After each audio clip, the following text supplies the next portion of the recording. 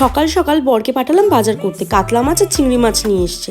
তো কাতলা মাছটাকে ভাবলাম হালকা পাতলা করে পেঁপে আলু দিয়ে ঝোল করি, আর চিংড়ি মাছটার ভাপা, বর ওটা খেতে বেশ ভালোবাসে।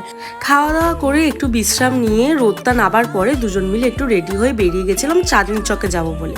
দেখো মেট্রোতে আমি যে NSHM পড়তাম সেই NSHM ট্যাগ ঝোলানো, আর তারপরে এখানে একটু চাঁদনি চকে গেলাম। যা গরম পড়েছে এই কদিন, টেকা যাচ্ছে না।